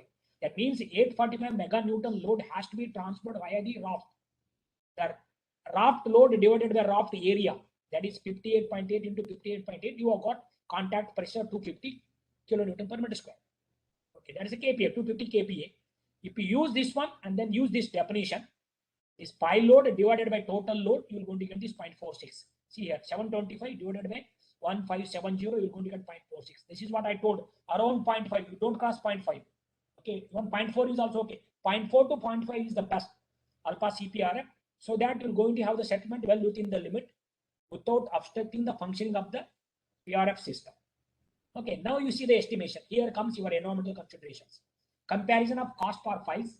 Anyway, they accomplished this particular objective using Cprf of 64 files. Average length is 30 meter. Based on one of the estimates. Now the estimates, these are all 10 year, more than 10 year back or 20 year back estimates. Cost of file production, 64 files of 30 meter length each at $780 per meter. You multiply all, you're going to get 1.5 million US dollar. Okay, instead of Cprf, if someone has suggested, no, you have to go for only file foundation. In order to accomplish this particular purpose, you could have used 316 piles of average length 30 meter. In that case, what is the cost of file production? 316 piles, 30 meter each, $780 per meter length, then 7.4. The difference is 5.9 million US dollar. Who is going to give this extra money? Extra money in the sense you think of number of piles, extra cement. First of all, our cement industries are not that efficient. You cannot cross more than 60%. They are the root cause of pollution.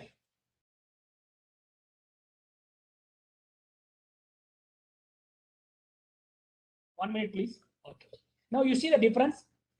See, in that sense, they are economical and also the effective. Effective in the sense they serve the purpose. Okay, it satisfies the ultimate requirement as well as short requirement. While so doing, what you have done to the nature or environment, basically what you have done, you have reduced the CO2 release to the extent of 2,500 ton. Please understand how to assess this 2,500 ton, or especially you are expressing in terms of ton units. CO2 release reduction is 2,500 ton by only one construction. Similarly, if you go for, and then one more thing you have to attach, you have to evaluate the embodied energy. Just before doing the warming ceremony of that particular building, let us assume you have built your residential apartment, that is house warming and all, you have to do that. Basically what you have done, see this carefully, you will understand. By using Cprfs as a foundation for high-rise buildings, in settlement sense, you to practically a considerable settlement reduction of more than 50% compared to Raft foundation. First, you went ahead with the Raft, you could able to get more than 40 centimeter, then you could able to reduce more than 50%. And due to this enhanced design philosophy, the reduction was 60%. You can just see here. The cost reduction, the 7.4 million euros only for the file foundation. For Cprf, it is 1.5. The cost reduction is 60%. Even settlement reduction was more than 50%. That is how you have to make use of your combined part of foundation. The rest comes a construction. During construction, anyway, you have to have the big cranes. You have to have a standard construction methodology. Instrumentation is a must.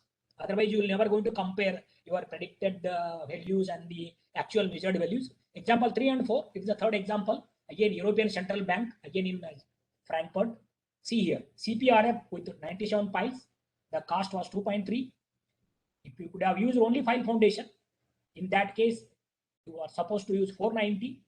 The cost is 11.5, difference is 9.2 million US dollar.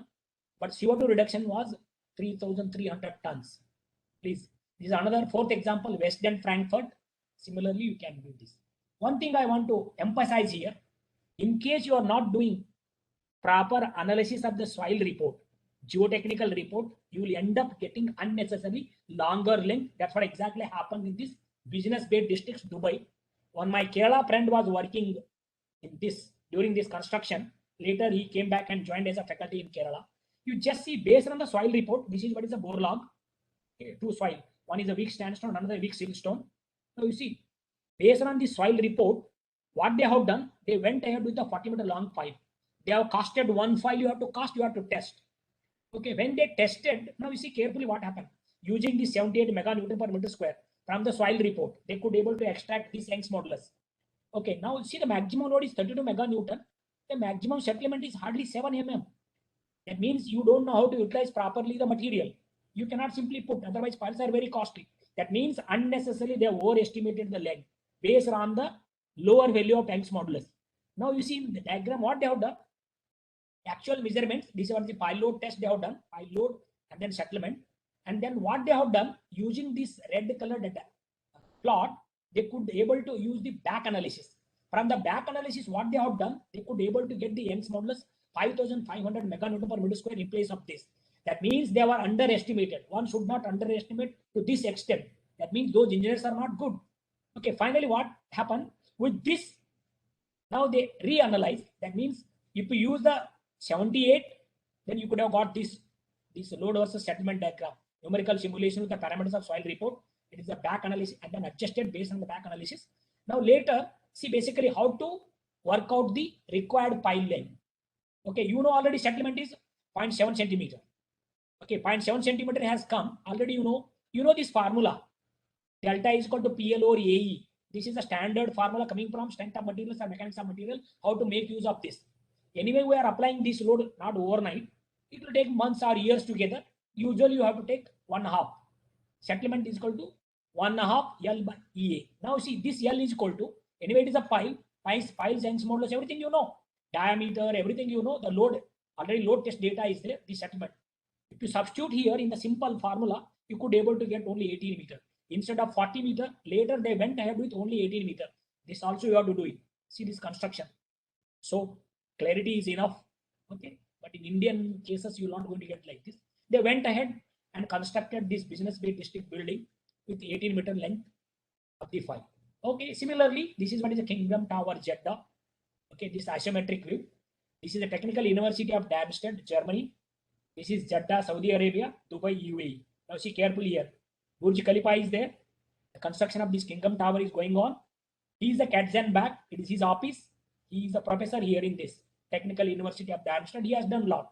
Okay, this is what is the configuration. This is what I already shown. These central are 1.8 meter, especially 85 and 105 are 1.8 meter diameter. Remaining are 1.5 meter. Okay, then this is what is the soil. Actually, you have a upper, center, and bottom pile segments are there here depending on the soil data. And then this is actual pile. They could be able to use the Osterberg shell in order to know the load transferred by the upper, center, and then the bottom. Skin friction, you see, the more than 660 km square here. They could be able to achieve 660. Osterberg cells are going to give the load. Okay, we have done some tests in Chennai.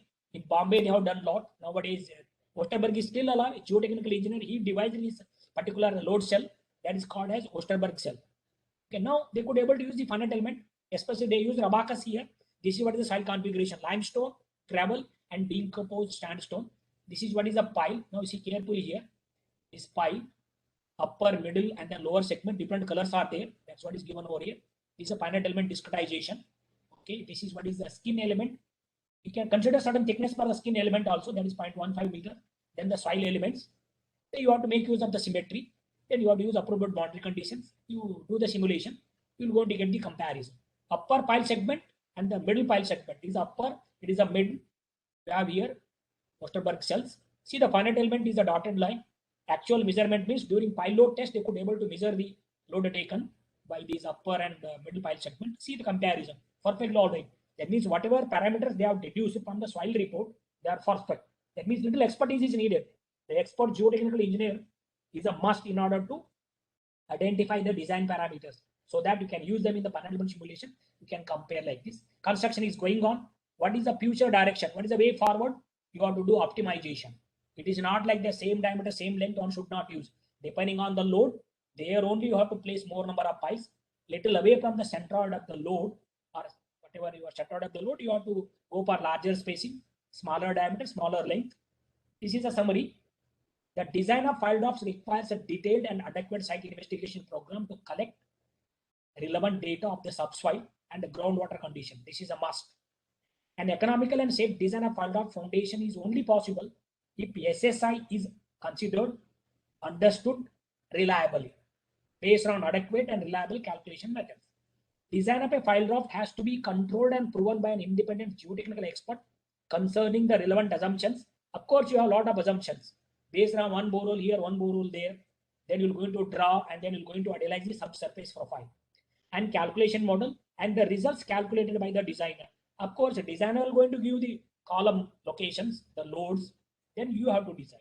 The application of the observation method is an important aspect of the successful design and construction of file draft and is recommended in every case. Even though you have advanced construction techniques, you have a lot of machineries, but you have to understand this observation method.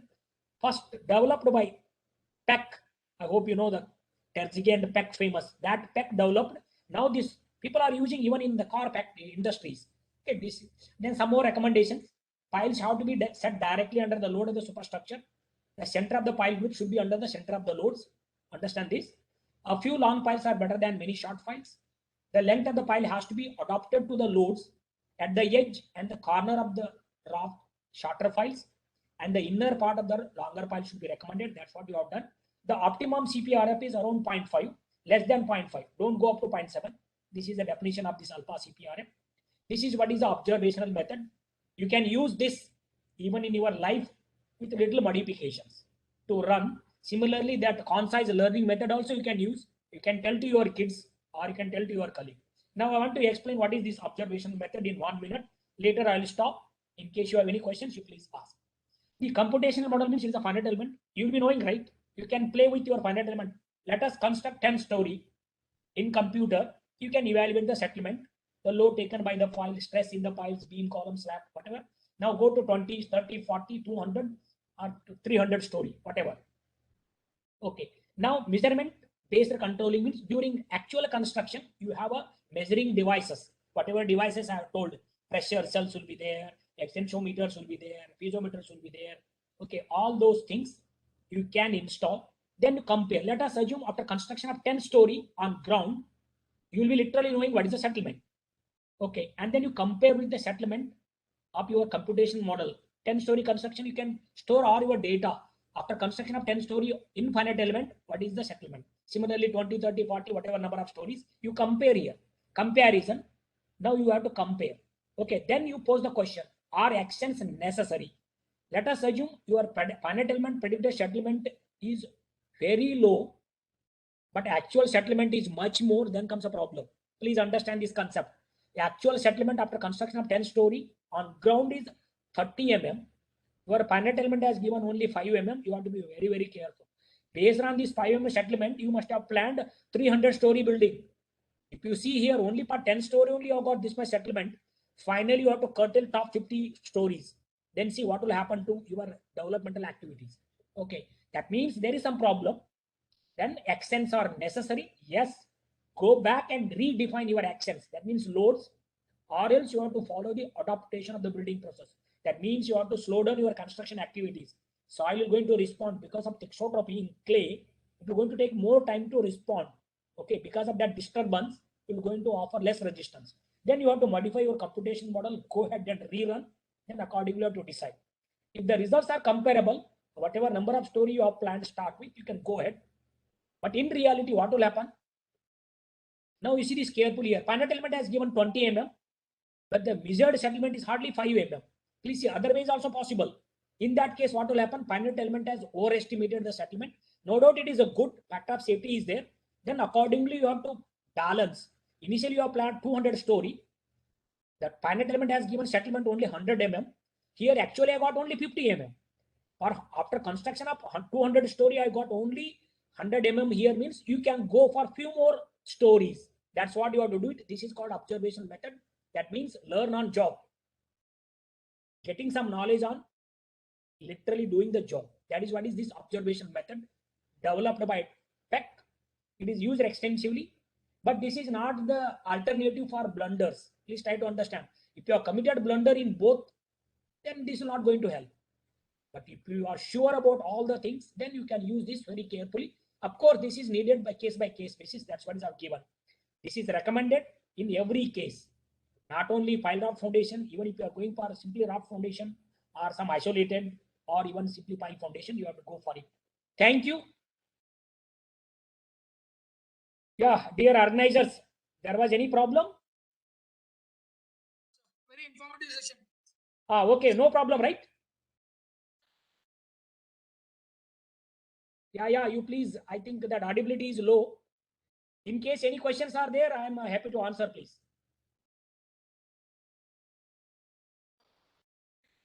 Participant, if you have any question, you can ask to sir, or you can write in the chat box. No, you can put in the chat box or someone can read.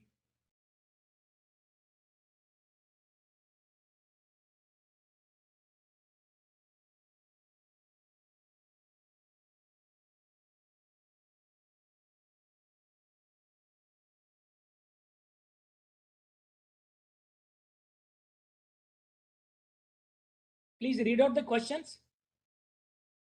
This question from Srinivas. Net difference due to pile Raft foundation is equal to 5.9. No. See, your audio is so feeble. You please see that. Otherwise, someone can read. Dr. Asif, you can read. Your sound was perfectly all right.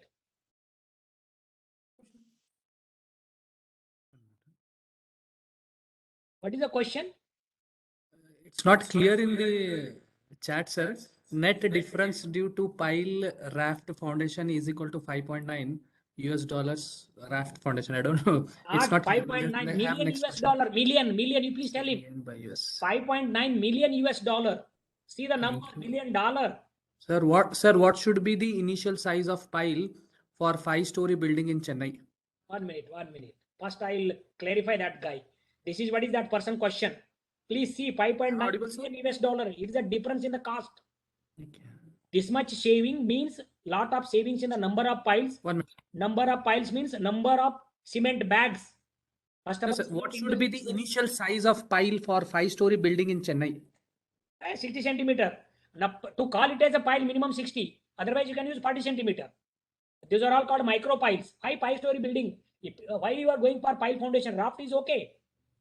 For 5-story building, you don't go for pile foundation. Why are you going for pile foundation for 5-story building? Or what is the load? Load is nothing. No. The question is from Anvita Sinha. Per story, it is a 10 kilometer meter square. 5 story is 50. The raft will going to do the job. See, IS code has redefined pile and micro pile. 60 centimeter and above is only pile diameter. Anything less is a micro pile. Please understand that. Earlier, we were using 40 centimeter as a pile earlier, but now IS code has redefined. Yeah, please tell me. Otherwise, someone can read out the question.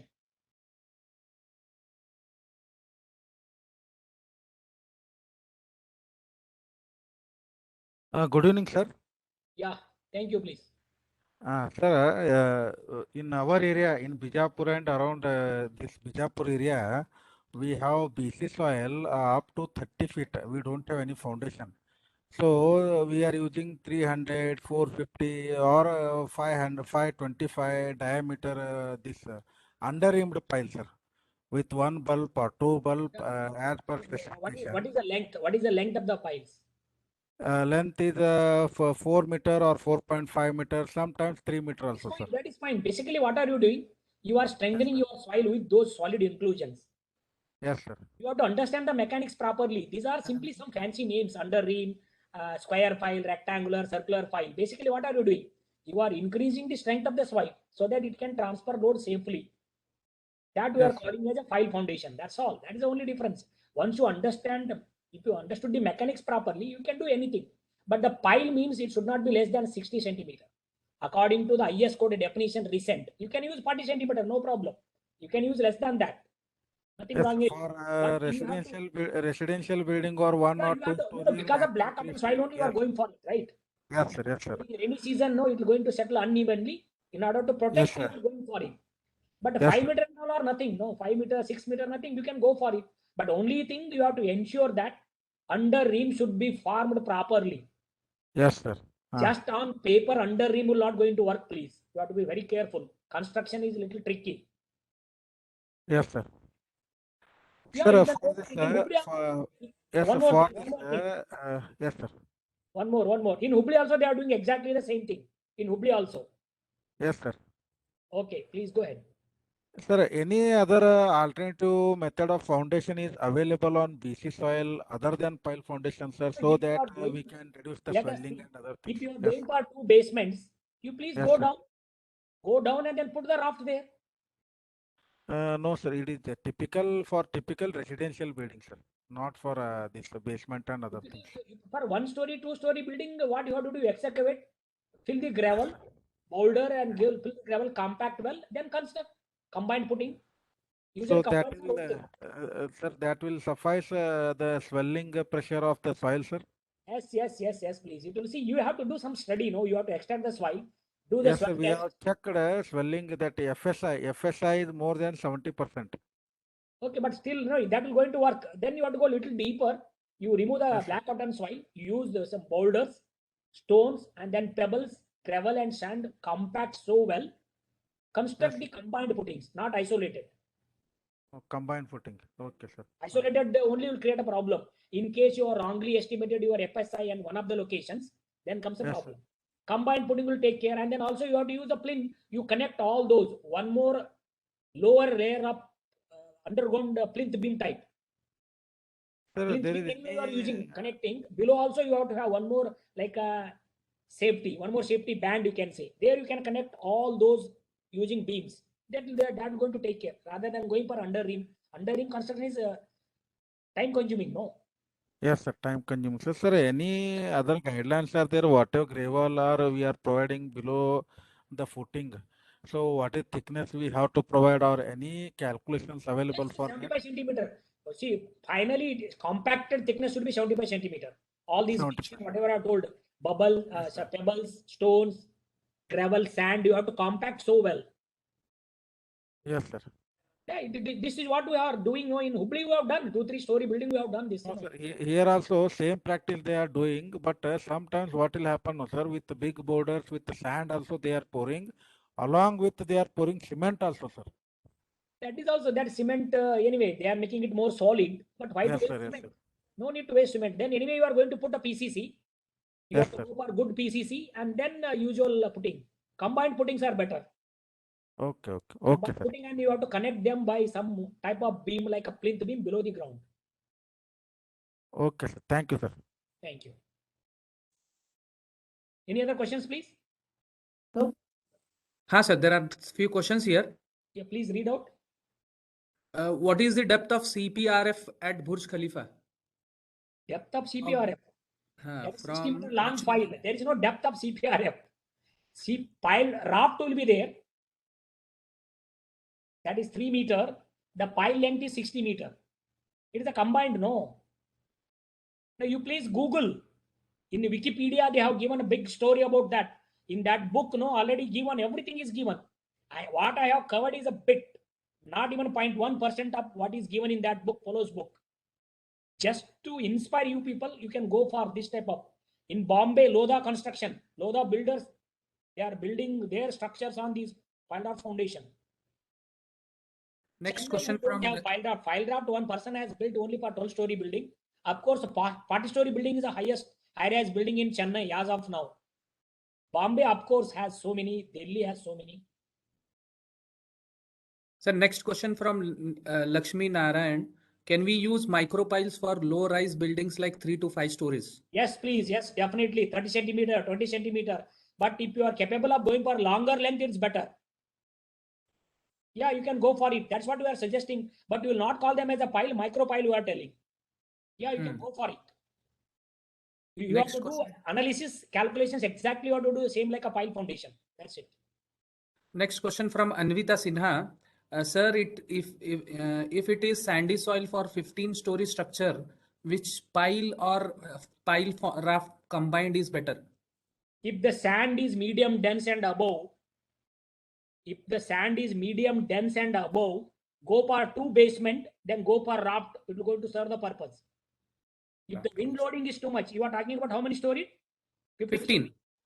Then wind loading you have to analyze exclusively, because anything more than 12 story means wind loading. If it is in North India, then you have to go for earthquake analysis. That time only you have to decide. That time you have to go for few files. Then file raft is okay for that. The large spacing piles, that is okay. If you are going for file foundation, it is ultimate. Anyway, it is a very safe. The settlements are hardly 25 mm, 30 mm file foundation, but you have to allow more settlement so that you're going to make it more economical. Pile raft is more economical compared to the pile foundation. A raft anyway it is economical, but only settlements are more. But those settlements are well within. We have constructed more than 20-story building in Noida, Gurgaon, on the raft foundation only. On the raft, of course, we are going for 2-3 basements. That means we are going that much down. There you will going to have the higher bearing capacity. Sometimes 40 ton per meter square, 35 to 40 ton per meter square. Continuity for the same question, Lakshmi is asking about another question. We can use these micropiles for low-rise buildings like 3 to 5 story in BC soils. Perfectly all right. In BC soil, you have to use little larger diameter, please. Don't go for too small, maybe 45 centimeter. If you are not capable of providing under rim, you can go for little larger diameter. That's it. Then you have to evaluate the load carrying capacity of the file. मैं थोड़ा सा इसमें हूँ online में हम बात करते हैं.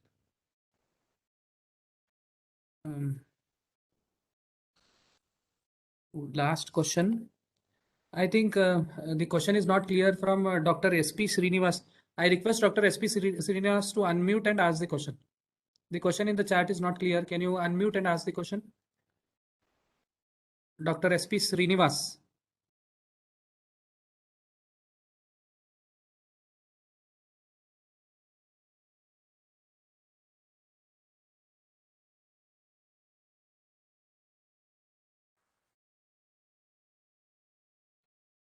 I think the questions are enough now. Yeah. No, you One. please do one thing. You can collect all the questions. You can Done. send to me. I'll prepare the answer and then send you back. Last question. Are there differences in the numerical modeling of stone columns and piles? Yes, huge difference. Concept-wise same, but that is just stone aggregates. No, pile means it is a solid. Yes, but softwares are there. There are many softwares. In case you want to know the software, you can please write down. I will tell you, Dr. Asif, www. 1 minute. I'll Write just. down. Tell me, sir. www.ggsd. GGSD means Geotechnical and Geoenvironmental Software Directory. ggsd.com. You please Google. You will get all the softwares. Some are free, some are shareware, some are public, some are commercial. All for all stone column and all.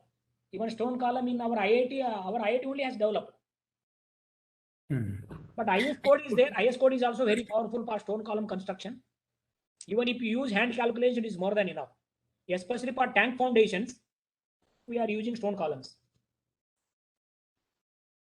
I have put it in the chat box regarding this website. Yeah. www.ggsd.com. They can try out immediately in their mobile. They will come to know there are n number of softwares in that. Any questions? Sir, another one question, sir. Just, sir, generally, when we do for footings, right, for applied loader, we calculate upward pressure, we do generally with the manual calculation or whatever. But in softwares, like SAFE and others, SEM modeling, we are giving subgrade modulus. See, that is what subgrade modulus, anyway, they are using very low value. That is outdated, but anyway, people are following. Subgrade modulus is not based on a mechanistic model. It has some limitation. But finally, that also is going to give, you can convert that into pressure only. Pressure by settlement is a subgrade modulus. Yes, sir. So how much settlement is allowed, sir? Settlement depending on the type of your constructions, no. Putting on sand, putting on clay, raft on clay, raft on sand, again pile in clay, pile on something like that. No, numbers are there minimum as per IS code. Yes, sir. Now, if you are designing your building more flexible to accommodate a little larger, the client should be accepted. No, then only will allow you to go ahead. Okay. Otherwise, what you have to do, you have to go at deeper depth, then use pile foundation. Pile is the solution for many of these problems. Okay, sir. But that practice has to change. SAFE is using that, but that is not a good practice now. But earlier we were not knowing anything. That is the only way. That is the reason people are using those type of analysis. Okay, sir. Another question from Kannan. I am applying compressive cyclic axial load on pile using dynamic explicit scheme, but getting settlement as tensile in abacus. Why? No. You have to choose the proper coordinate directions. You have to get see that negative. No, actually those softwares for structural analysis. No, that is the reason when you are applying, you please choose the directions properly. Then you will go to get compressive is positive in our case, geotechnical case. Compressive is negative there. Tension is positive there. Please understand. How you are going to choose that number only sign you have to reverse. That's all. Sign only you have to reverse. There are some applications using abacus by many. You please just pile analysis using abacus. You please type in the YouTube. Pile analysis using abacus. You please type in the YouTube. You will going to get lot of videos. They will explain how to use abacus for file analysis. Especially that participant. You please go ahead and do that. Otherwise, you send me a mail. I'll send you one book. I think I have used some software wherein I should put negative sign there for the value. You can choose right in the beginning. You have to play with the sign. Structural correct. People, compressive means negative, tension is positive there. In our case, it is a reverse. Geotech, we are reversing, no sign. Compression is positive for us. That is a settlement. Tension is uplift. That is what is negative for us. That is just a sign convention difference. I think enough. The questions are over, sir. Thank you. Yeah, thank you, please. Thank you, sir, for your wonderful. Please on the video, sir. Yeah, 1 minute, please. Yeah. Thank you very, very much, sir, for accepting our invitation and presenting such an elaborate and deep presentation on the topic that you have chosen on the sustainable practices for high-rise building foundation analysis and design. And you have explained very, very good case studies, and which was very much suited for our theme, which was advances in construction techniques. Thanking you, sir. This is a small appreciation from our college, sir. Appreciation letter. Thank you very much, sir. Thank you so much, please. Thank you, sir. Thank you. Thank you. Shall I leave the meeting now? Yes, sir. Thank you. Okay, thank you. Thank you. Thank you, sir. ये भेजा तो link भेजा. We'll send the link now for the feedback.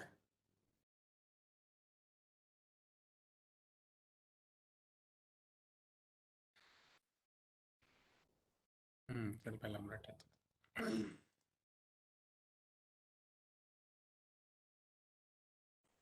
The link has been shared in the chat box for the feedback for this resource person. I request all the participants who have joined to give the feedback.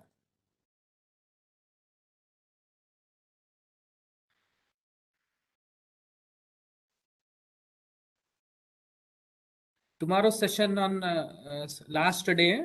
Tomorrow is the last day.